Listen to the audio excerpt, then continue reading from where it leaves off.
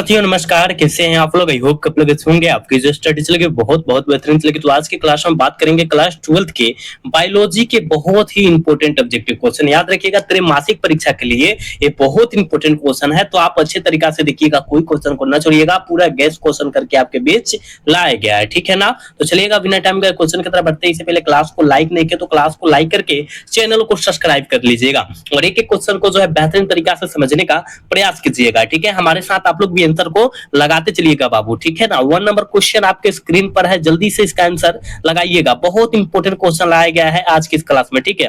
कहा जा रहा है ब्रह्मांड की उत्पत्ति लगभग कितने वर्ष पहले हुआ था। ब्रह्मांड की उत्पत्ति लगभग 20 मिलियन याद रखिएगा वर्ष पहले हुआ था। ऑप्शन ए करेक्ट हो जाएगा, ठीक है ना। 1 का ऑप्शन करेक्ट ए हो जाएगा, याद रखिएगा, ठीक है।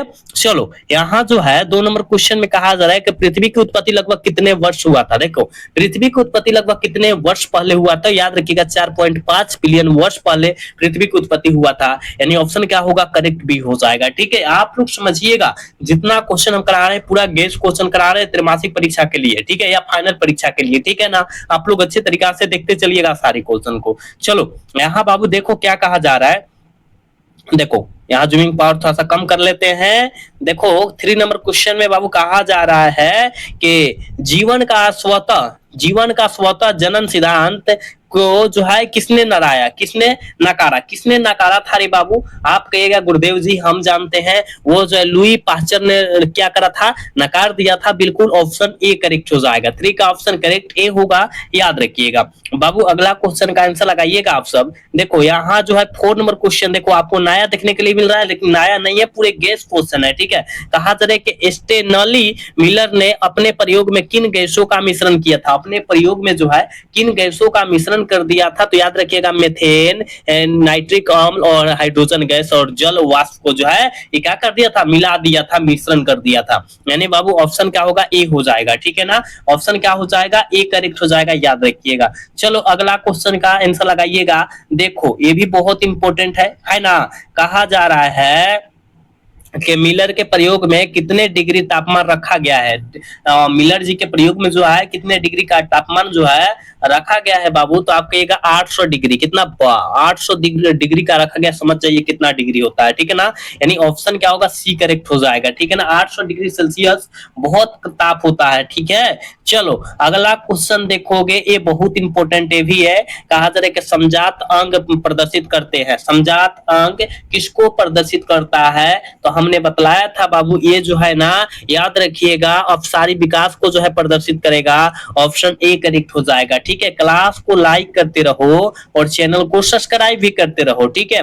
देखो यहाँ जो है 7 नंबर क्वेश्चन में कहा क्या जा रहा है बाबू, ये कहा जा रहा है कि तितली और पक्षी का पंख जो होता है कैसा अंग माना जाता है, तो कहिएगा असमजात समृद्धि अंग माना जाता है।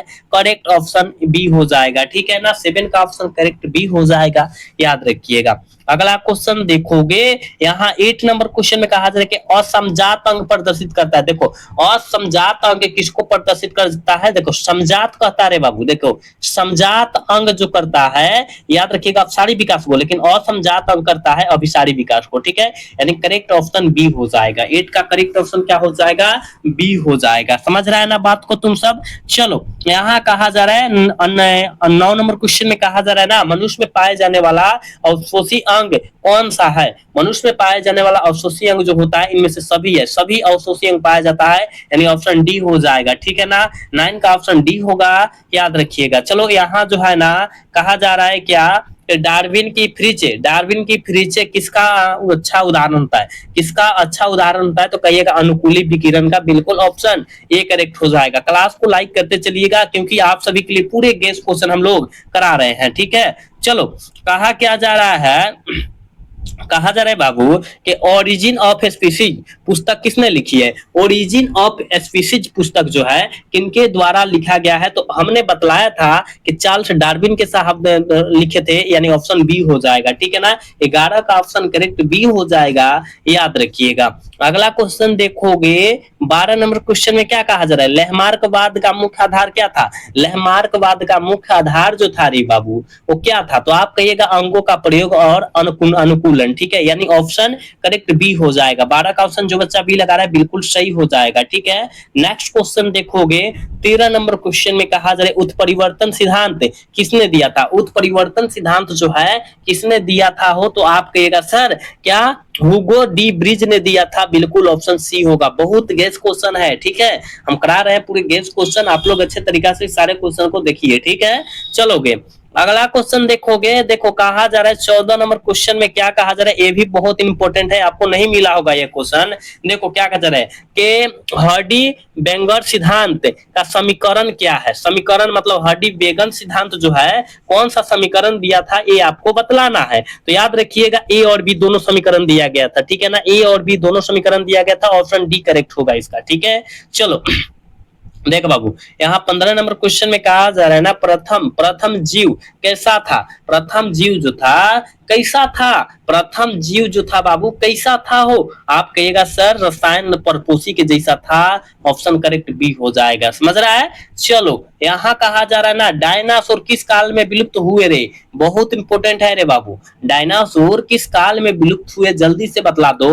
आप कहिएगा सर ये जो होगा क्रीटेशियम के काल में, ठीक है, यानी ऑप्शन ए हो जाएगा, ठीक है। नेक्स्ट क्वेश्चन देखोगे कहा जा रहा है मछली का काल किसे कहा गया है। मछली का काल किसे कहा गया है जल्दी बतलाइएगा, ये भी बहुत इंपॉर्टेंट है। कहिएगा सर डेनोनियम को कहा गया है, बिल्कुल ऑप्शन ए हो जाएगा। 17 का बिल्कुल ऑप्शन ए हो जाएगा, याद रखिएगा, ठीक है। अगला क्वेश्चन का आंसर लगाइएगा आप सब। देखो 18 नंबर क्वेश्चन में क्या कहा था, आधुनिक मानव का सबसे निकटतम पूर्वज कौन है। बहुत इंपॉर्टेंट है कि आधुनिक मानव का सबसे निकटतम पूर्वज जो है वो कौन है।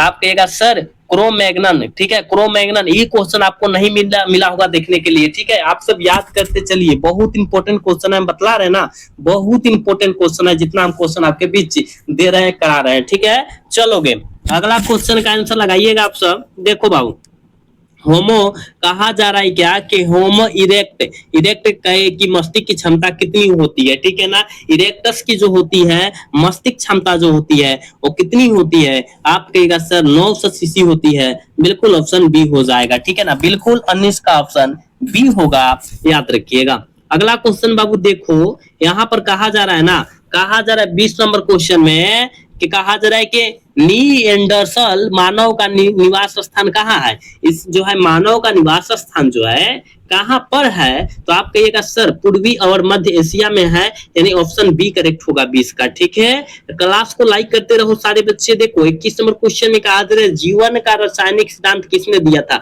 जीवन का रासायनिक सिद्धांत जो है याद रखिएगा ओपेरॉन एवं हेल्डन साहब के द्वारा दिया गया था, बिल्कुल ऑप्शन ए हो जाएगा, ठीक है। अगला क्वेश्चन का आंसर जल्दी से कर दो। देखो कहा जा रहा है कि प्रोटोप्लेनेट का के निर्माण का मुख्य भूमिका किनकी थी, उसमें मुख्य जो भूमिका निभाया गया था वो किनकी निभाया गया था ये बतलाइए, ठीक है। आप कहिएगा सर ये जो निभाया गया था गुरुत्वाकर्षण का जो है निभाया गया था, बिल्कुल ऑप्शन बी हो जाएगा। चलो यहाँ कहा जा रहा है कि पंचजेसिया क्या था बाबू, पंचजेसिया जो है क्या था हो, आप कहेगा सर पंचजेसिया जो था याद रखिएगा आदि महाद्वीप था, यानी ऑप्शन बी करेक्ट हो जाएगा, ठीक है। चलो यहाँ जो है कहा जा रहा है कि शिलाकैथ मछली किस वर्ष पकड़ी गई थी, किस वर्ष जो है पकड़ी गई थी, जल्दी से जो है 24 का आंसर लगा दीजिए क्या हो जाएगा। तो आप कहेगा सर ये जो पकड़ी गई थी हम जानते हैं 1938 ईस्वी में ये जो है शिलाकैथ जो मछलियां जो थी वो पकड़ी गई थी।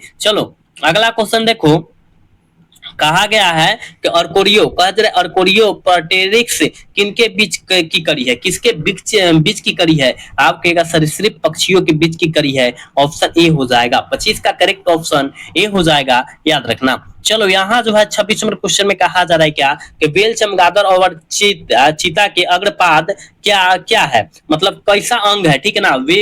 वेल चमगादड़ और चीता के अग्रपाद मतलब आगे वाला हिस्सा जो होता है कौन सा अंग माना जाता है ये आपको बतलाना है। तो कहिएगा सर समजात अंग माना जाता है, बिल्कुल ऑप्शन बी हो जाएगा। चलो यहाँ जो है 27 नंबर क्वेश्चन में कहा जा रहा है कि प्राकृतिक चयन का सिद्धांत किसने दिया था, प्राकृतिक चयन का सिद्धांत किसने दिया था, तो आप कहेगा सर डार्विन और वेलेस साहब दिए थे, यानी ऑप्शन क्या होगा डी करेक्ट हो जाएगा, ठीक है, बिल्कुल 27 का ऑप्शन डी हो जाएगा, याद रखिएगा। अगला क्वेश्चन देखोगे यहाँ जो है 1 मिनट यहाँ चला गया हो, कहाँ चला गया ये तो हम पढ़ा दिए थे। हवेल वाला भी आ गया था, ये कहाँ चला गया, ये भी पढ़ाए थे। 28 नंबर क्वेश्चन हमको देखना था। चलो 28 का आंसर बतलाओ क्या होगा।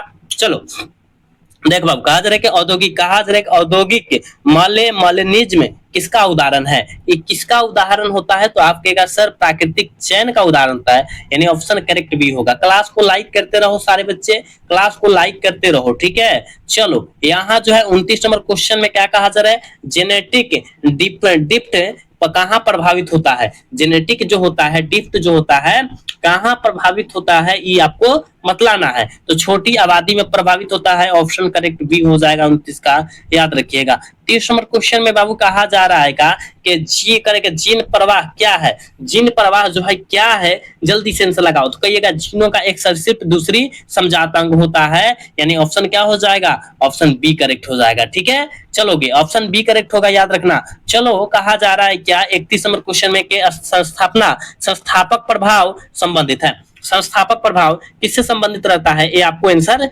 लगाना है। तो कहिएगा सर ये आनुवंशिक विचलन का में जो होता है संबंधित रहता है, ऑप्शन बी करेक्ट हो जाएगा। अगला क्वेश्चन बाबू देखो, डार्विन फिंचो का मुख्य आहार क्या था। डार्विन फिंचो का मुख्य आहार जो था वो क्या था, तो आप कहेगा सर हम जानते हैं, ये जो था याद रखिएगा बीज था। क्या था, बीज था, ऑप्शन सी हो जाएगा। 32 का ऑप्शन सी हो जाएगा, याद रखिएगा। 33 नंबर क्वेश्चन में कहा जा रहा है ना, देखो कहा जा रहा है कि आनुवंशिक साम्यावस्था को कौन प्रदर्शित करता है। आनुवंशिक साम्यावस्था को कौन प्रदर्शित करता है, इसका आंसर लगाइएगा, ठीक है। इसका आंसर लगाइएगा, क्या हो जाएगा, तो आप कहेगा गुरुदेव जी हम जानते हैं उपभोक्ता सभी इनमें से सभी जो है प्रभावित करता है, यानी ऑप्शन क्या होगा, डी करेक्ट हो जाएगा, ठीक है। अगला क्वेश्चन देखोगे, यहाँ 34 नंबर क्वेश्चन में कहा जा रहा है, देखो ये बहुत इंपॉर्टेंट है। कहा जा रहा है कि सरीसृपों का स्वर्ण युग्म कौन सा है। सरीसृपों का स्वर्ण युग्म जो है कौन सा है, जल्दी 34 का आंसर लगाइएगा। कहा जा रहा है ना मिसोजोइक युग्म को बोला जाता है, यानी ऑप्शन ए हो जाएगा 34 का, याद रखिएगा। 35 नंबर क्वेश्चन है और आज के क्लास के लास्ट क्वेश्चन है। कहा जा रहा है कि स्तनधारी जीवों का विकास किसने किया हुआ था। स्तनधारी जीवों का विकास किससे हुआ था, किससे हुआ था वो, तो याद रखिएगा सिस्टर से हुआ था, यानी ऑप्शन ए करेक्ट हो जाएगा। 35 का ऑप्शन ए हो जाएगा बाबू। मतलब आज के क्लास में हम लोग आज के क्लास में 35 क्वेश्चन बतलाए, लेकिन आपके एग्जाम के लिए, त्रैमासिक एग्जाम के लिए पूरे गेस क्वेश्चन बतलाए हैं। तो आप लोग अच्छे तरीके से सारे क्वेश्चन को रट लीजिए, पढ़ लीजिए, क्योंकि आपको पता है कि 2 फरवरी को जो है, 2 जुलाई को जो है क्या होने वाला है, आपका एग्जाम होने वाला है बायोलॉजी का, ठीक है। तो आप अच्छे तरीके से पढ़ कर जाइए, ताकि आपके एग्जाम में पूछे तो आपको छोड़कर नहीं आना है, ठीक है। तो आप लोग बताइए बाबू क्लास कैसा लगा। अगर अच्छा लगा होगा तो क्लास को बाबू लाइक जरूर कीजिएगा, चैनल को सब्सक्राइब भी जरूर कीजिएगा, ठीक है। मिलते हैं अगला क्लास में, तब के लिए जय हिंद, जय Bharat, tata bye bye, love you.